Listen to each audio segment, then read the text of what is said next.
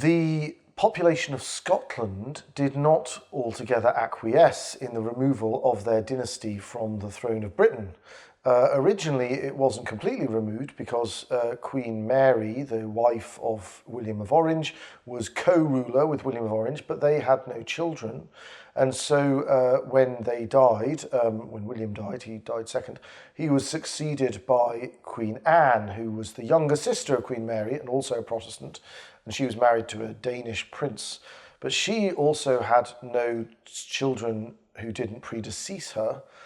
And so the non-Catholic part of the Stuart dynasty expired, which meant they either had to go back to the Catholic line or they would have to go way round it. 54 rather people would have to be left out of the line of succession in order to avoid going to a Catholic. But that's what they decided to do, and that meant that the descendant, in fact, of Frederick of the Palatinate, the antagonist of the 30 Years' War, Sophia of Hanover, would become the heir to the British throne.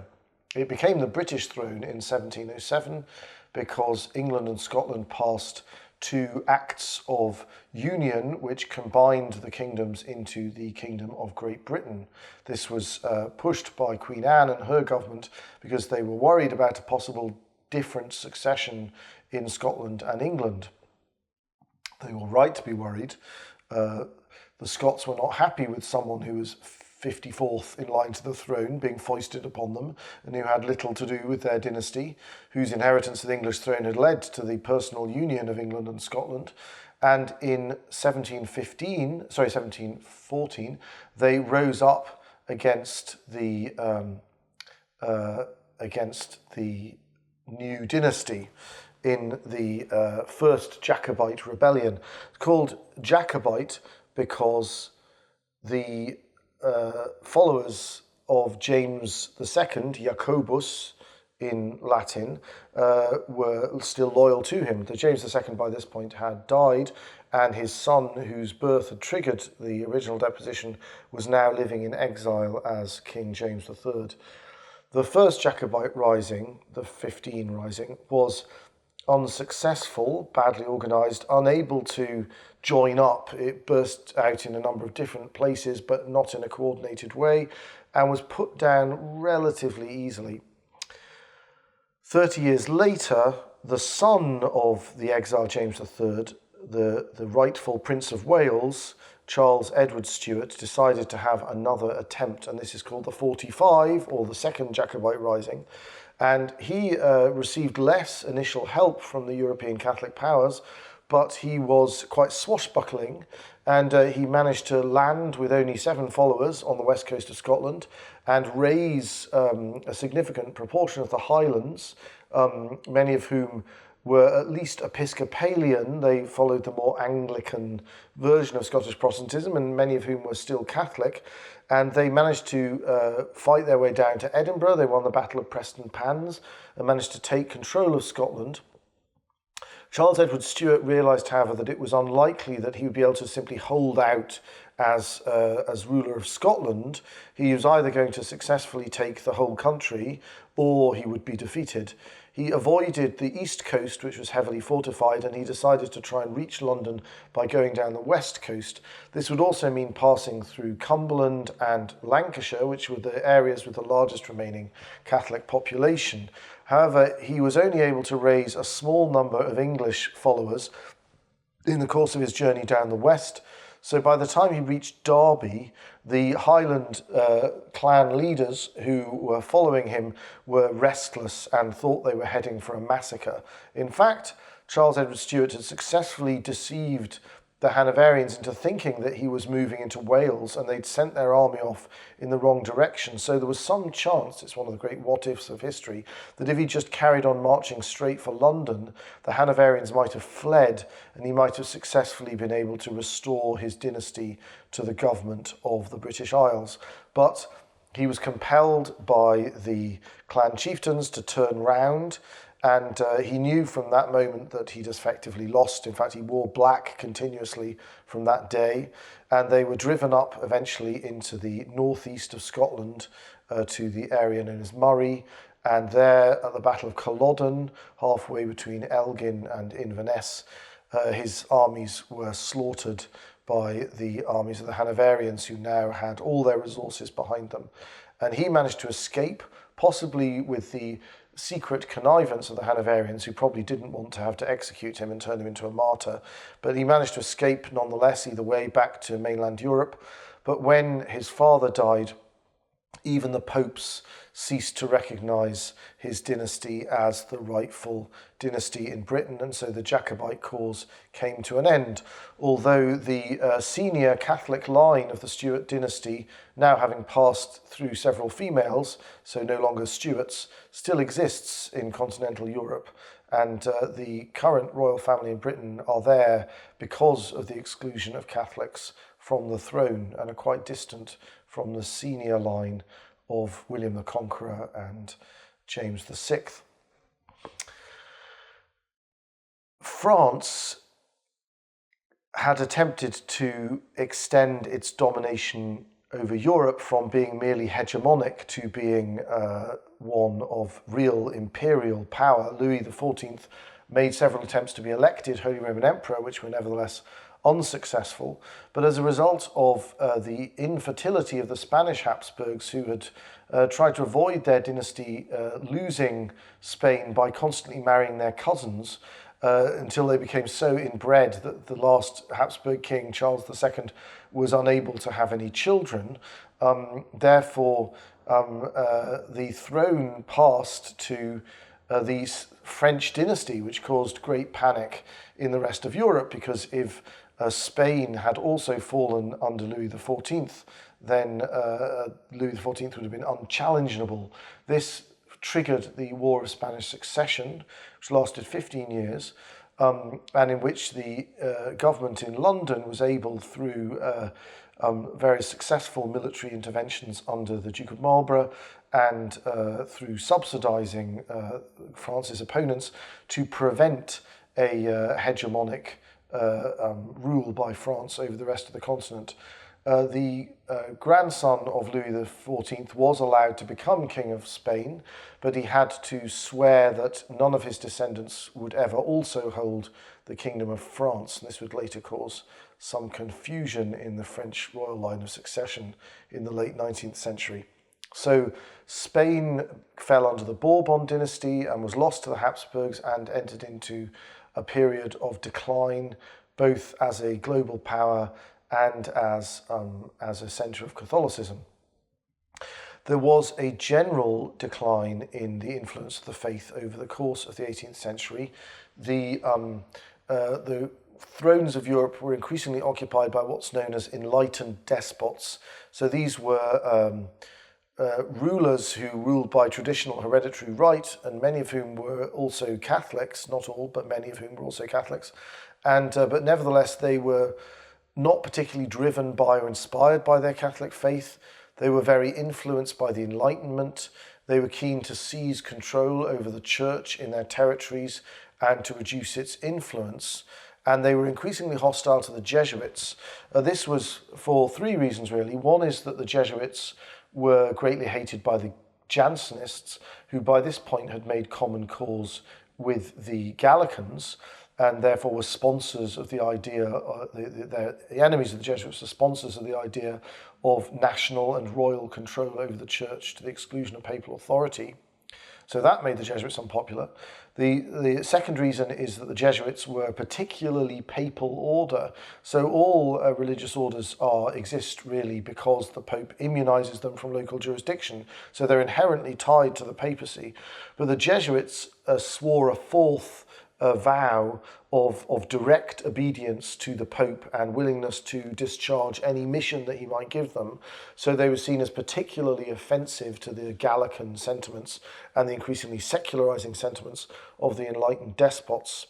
They were also disliked because they were particularly impressive on a secular intellectual level. So whereas the Dominicans have always have always aspired to be the greatest theologians and philosophers of the church. The Jesuits, while trying to challenge the Dominicans for that position, have also been very keen to be at the cutting edge of science and other areas of secular human endeavour as well. This made them particularly irritating to the followers of the Enlightenment because they were a standing insult to their attempt to present Catholicism as anti-intellectual and anti-science, and so they're particularly keen to get rid of them for that reason. Another cause of conflict were the reductions in South America.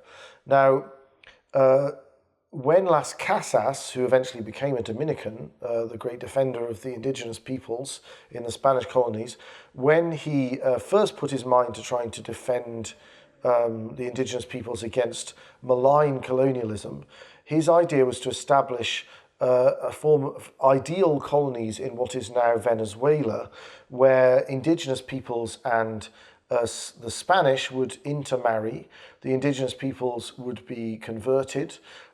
He would establish craft guilds in all the trades of early modern Europe, thereby bringing the colonies up to the same technological level and the indigenous peoples up to the same technological level.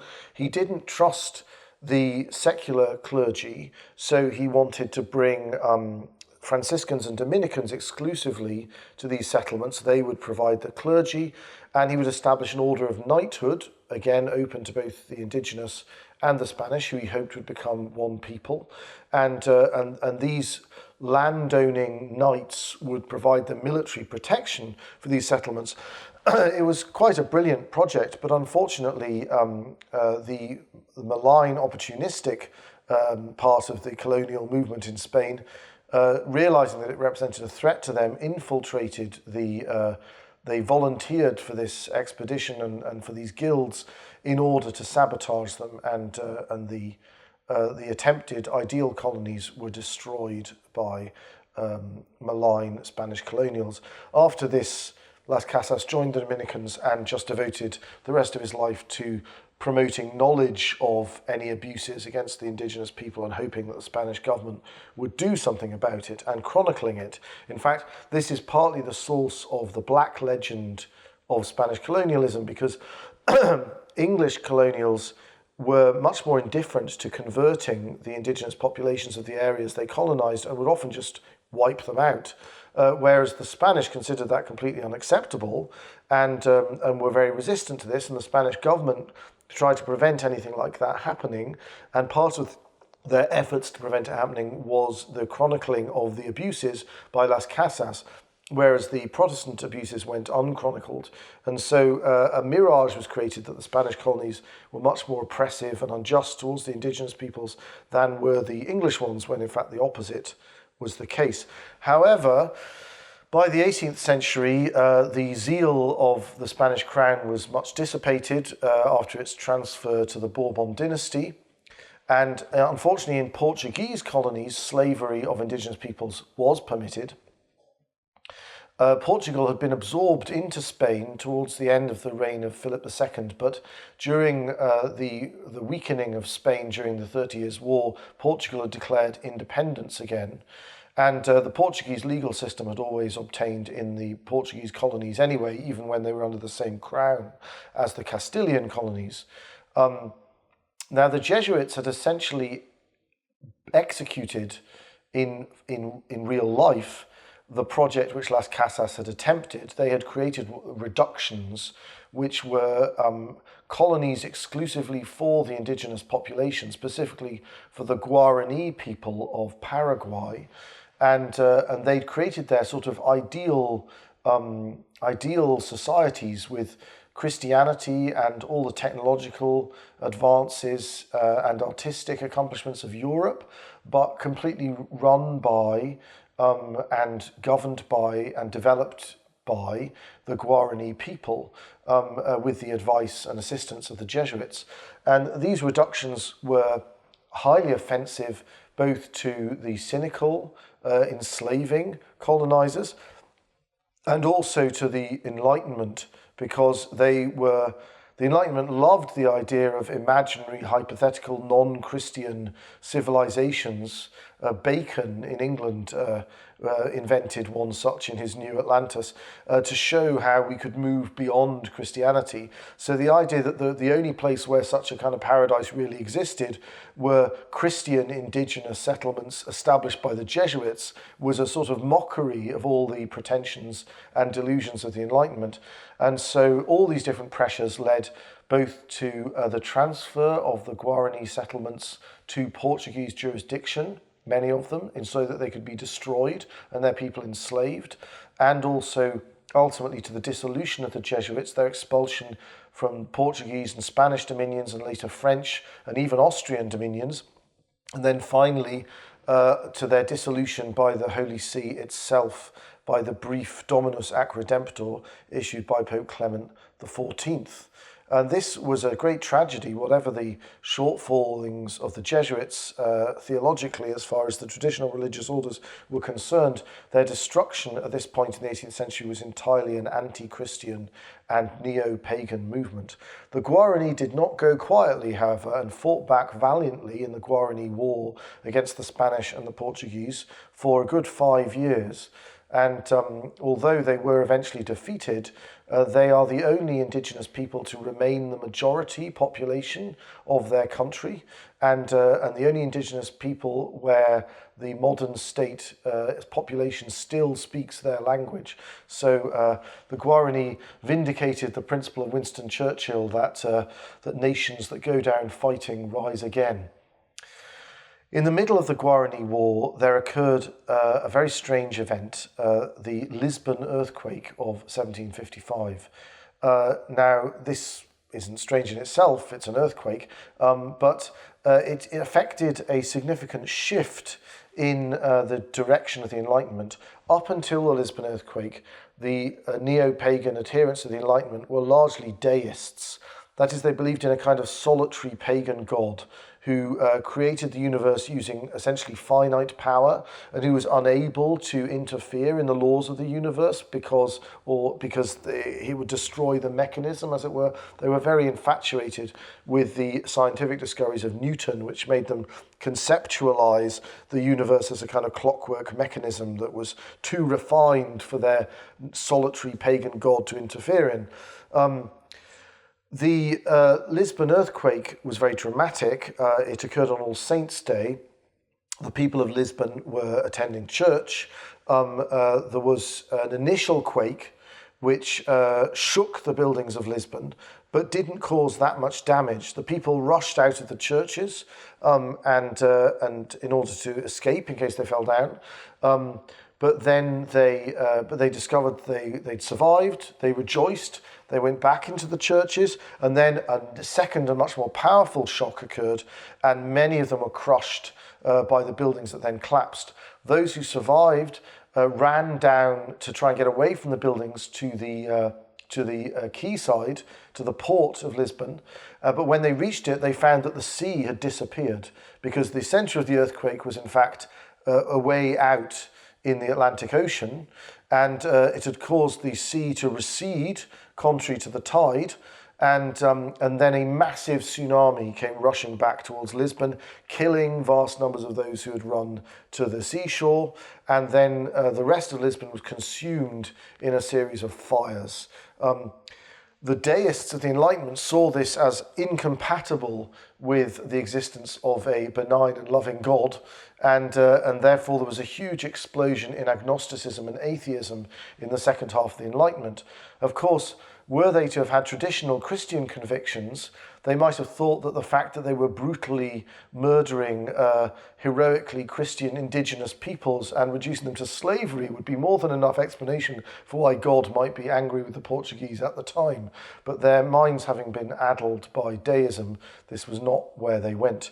In the follow-up from this chaos, the government of Portugal was taken over by a very sinister and pagan figure, the Marquis de Pombal, who then used his complete dominance over the King of Portugal to brutally exclude and destroy the Jesuits and anyone else who resisted his absolutist inclinations in Spain. After the death of Louis XIV in France he was succeeded by his great-grandson because he reigned so long. He's the longest reigning monarch in French history. He reigned so long that he was succeeded by his great-grandson, who was only a baby at the time of his death. Therefore, his cousin, the Duke of Orleans, served as regent. In this time, anti-Christian and neo-pagan forces flourished in France, and there was a great build-up of anti-clericalism and hostility towards the traditional Catholic culture of the realm. A number of figures stood out in this movement. Voltaire, who was an admirer of Louis XIV, but was bitterly opposed to the church and did everything he could to promote secularization. Montesquieu, who was not quite so hostile, but who was hostile to the absolutist character of the French monarchy and attempted to develop an explanation for how it might be reformed in a way that more resembled the checks and balances of the English constitution.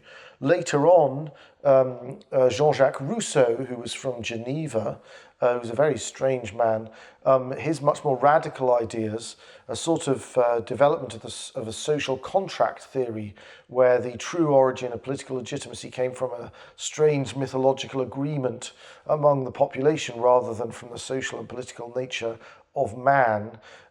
This theory sounded very freedom-loving and democratic, but in fact has brutal totalitarian consequences, as the French revolutionaries would later show.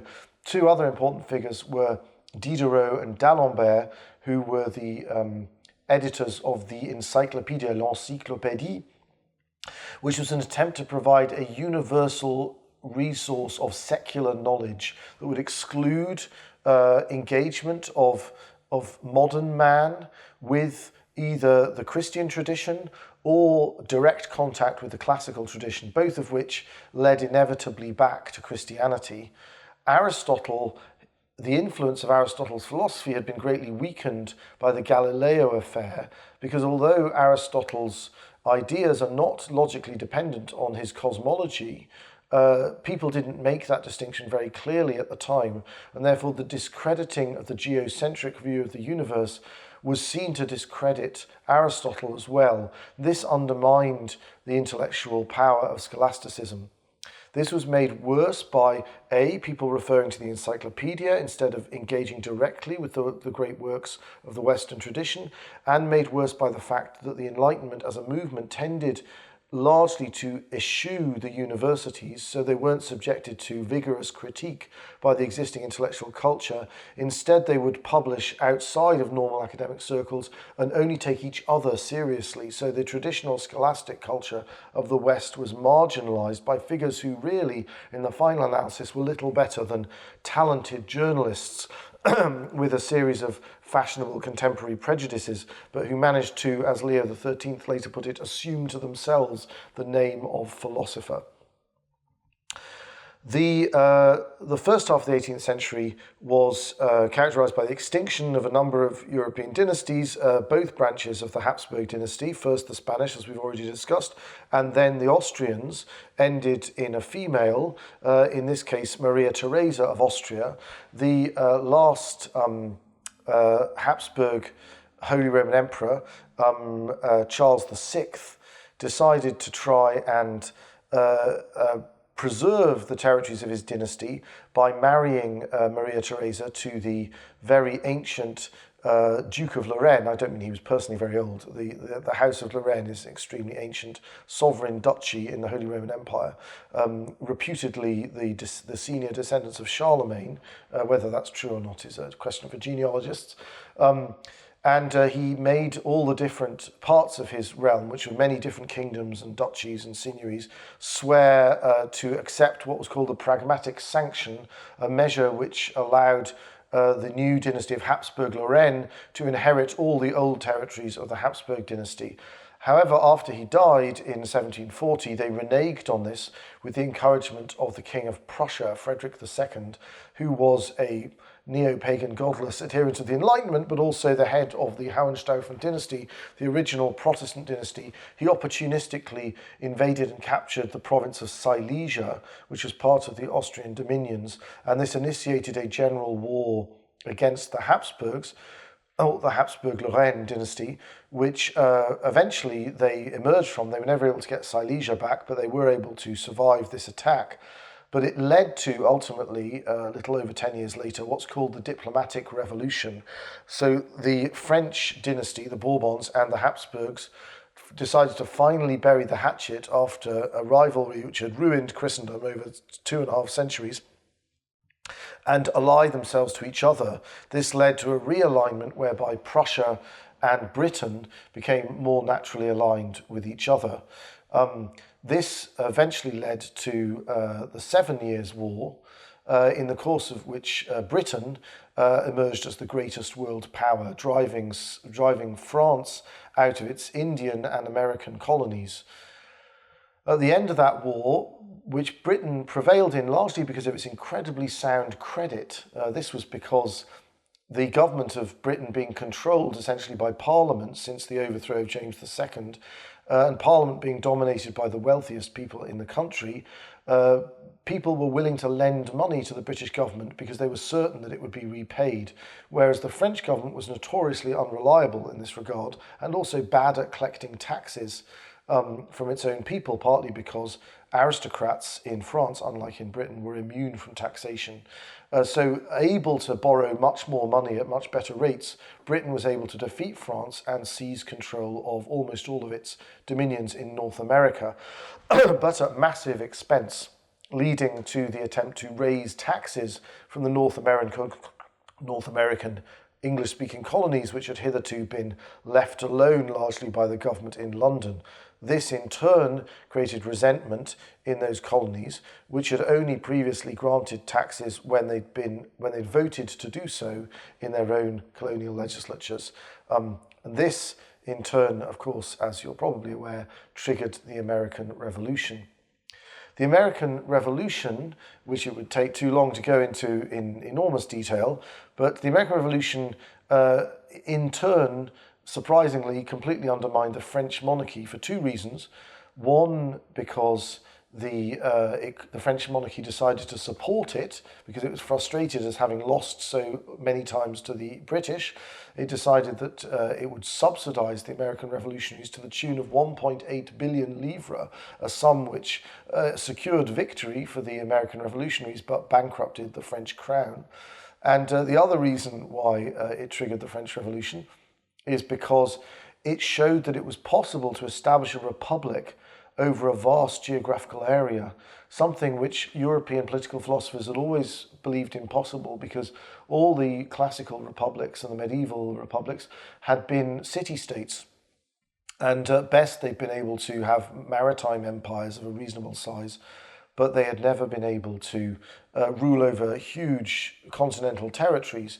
The fact that the American revolutions were able to achieve this showed that it was possible to have a different form of government than that of an executive monarchy in a country, even one as large as France, which remains the largest country in Western Europe and at that time was the most populated country in the entire world.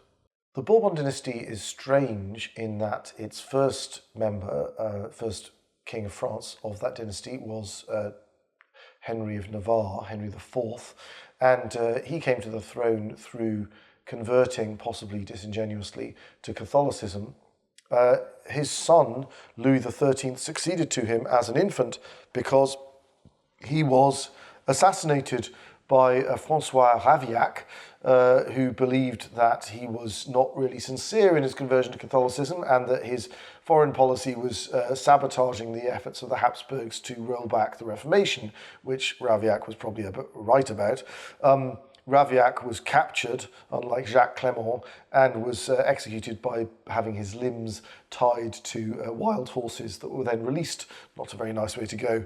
But anyway, as a result of that, Henry IV was succeeded by his infant son, Louis XIII.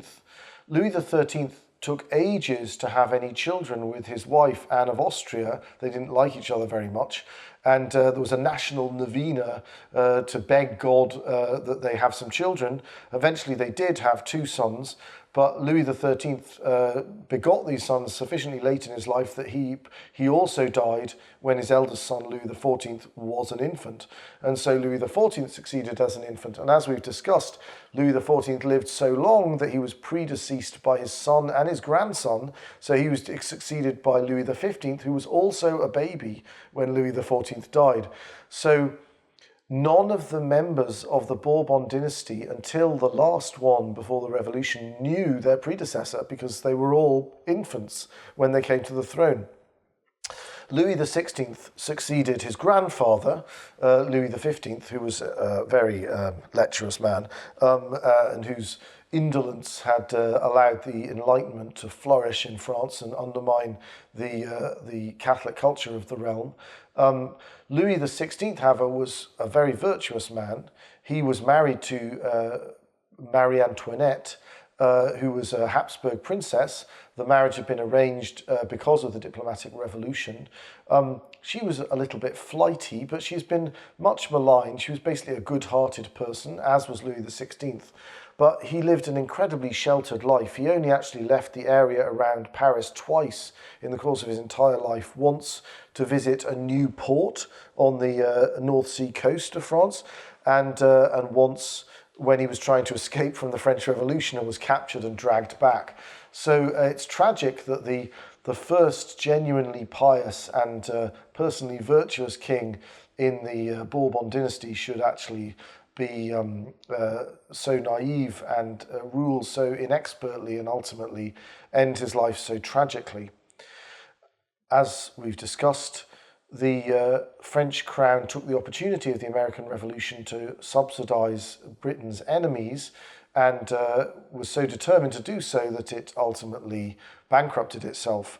By the year 1789 or late 1788, the interest on the debts of the French crown were greater than its entire annual revenue. The mathematically gifted among you will realise that that is a completely unsustainable position. That's basically when you've reached bankruptcy, because your debts will now just bloom beyond the possibility of redemption. In order to overcome this problem, the king realised that he was going to have to end the exemption from taxation of the aristocracy. However, the French courts, which were controlled by the aristocracy, judgeships were purchased and they conferred ennoblement, and then they could be passed down by descent to your descendants. So the people in the French courts, the judges, were immune from taxation because they were in those courts. So it was absolutely in their interest to refuse to accept any measure by the king that would end the immunity from taxation of the French aristocracy. The king was supposed to be able, at a push, to overrule what were called remonstrances by the French courts, but if they refused to accept this act, this lit de justice as it was called, this would ultimately completely destroy the functioning of the French state.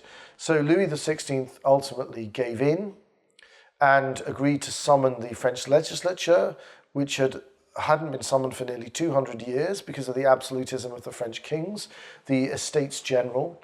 The Estates General was elected indirectly, so that the lowest electoral groups would choose a representative who would form another electoral group that would choose from their number of representatives, and so on up until you got the 3 houses of the legislature that actually met.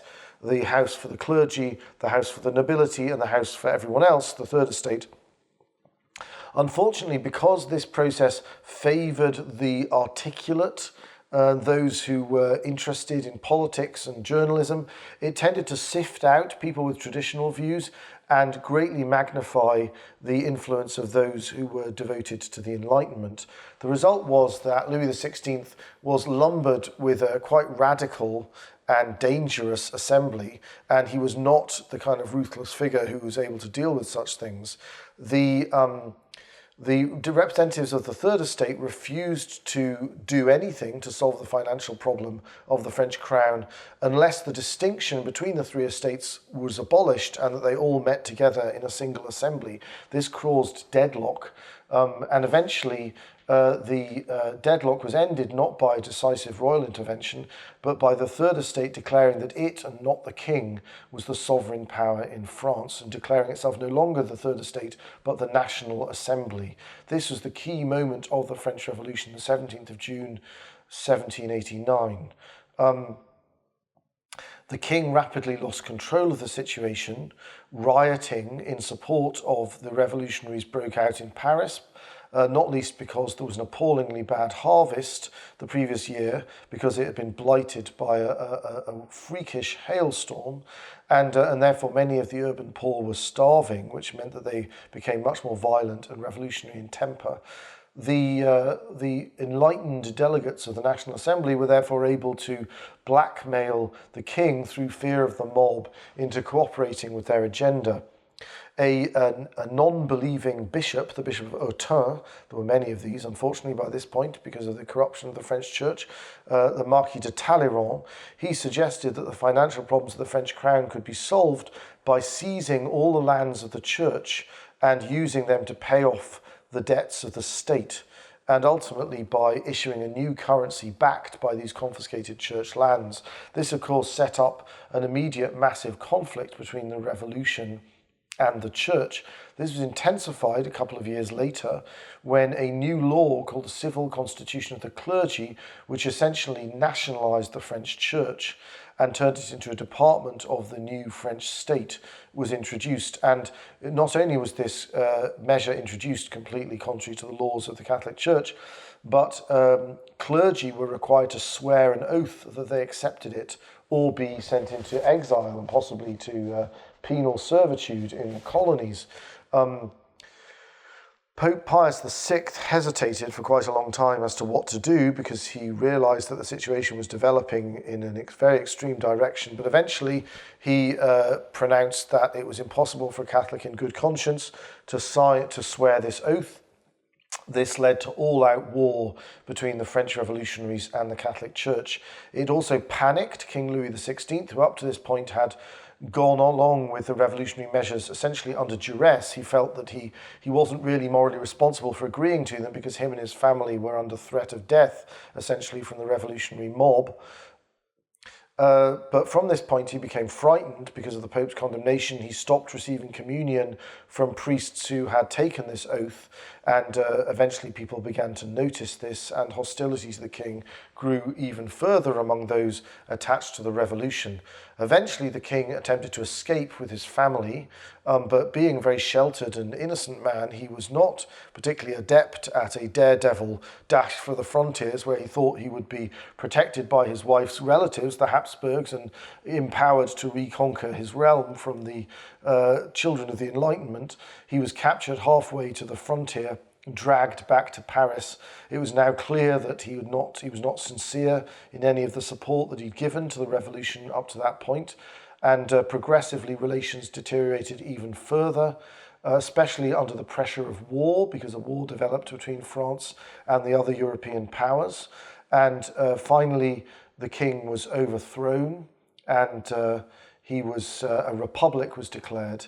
He was put on trial and executed, followed by his wife. His son was locked in a room with no proper sanitation or food until he died himself as well. That's the teenage and most unfortunate Louis XVII. By this point, all the other regimes in Europe realized that they were facing a totalitarian threat, and the quarrels of the Reformation and their aftermath seemed to pale before the first appearance of modern totalitarianism. So essentially a 25-year war was initiated, the Revolutionary and Napoleonic Wars, between all the other powers of Europe, funded and orchestrated by Britain, and the new totalitarian French Republic. Those who refused to accept the deposition of the king and the creation of this new state church, which was rapidly replaced by a cult of the supreme being, a kind of secular deist pagan religion and in some cases by enforced atheism. Those who refused to accept this, particularly in the Vendée region, which had been evangelized by St. Louis de Montfort at the beginning of the century and therefore was much more pious and zealous than other parts of France, rose up against the revolution and in fact, had they been better led, on several occasions could have successfully captured Paris and crushed the revolution, but instead the pious Vendéans remained in their own region of France and were eventually suppressed by the regular French army and subjected to the first of the genocidal massacres of the modern era. 350,000 Frenchmen, by some accounts, most of them civilians, were murdered by being shot in the back of the head and thrown in trenches or tied together and drowned in barges in the estuary and which were cannoned from the shore. So this was very much a foretaste of what was to come. And of course, like other modern revolutions, the revolutionaries rapidly began turning on themselves and massacring those among their ranks who were considered ideologically insufficiently pure. This period came to an end with, as had been predicted by the Anglo-Irish political philosopher Edmund Burke right at the beginning of the revolution. This ended with the seizure of power in France by a military dictator. The Corsican general Napoleon Bonaparte overthrew the government of the French Republic and installed himself with two decorative colleagues as the first consul of the French Republic, bringing the most radical phase of the French Revolution to an end. By this time, the revolutionaries had invaded Italy and abducted Pope Pius VI, who they hoped to conceal and to generate a new Great Western Schism by appointing an anti-pope and then a third pope. But they treated him so badly that Pius VI died of exhaustion on his way to the French capital. And so at the end of the 18th century, France, the eldest daughter of the church, as it was sometimes called, had 10 years of brutal persecution and neo-paganism and was now subject to a military dictator and had the blood of the successor of St. Peter on its hands and was in the middle of a 25-year global conflict, which would end only with the final overthrow of Napoleon 15 years later.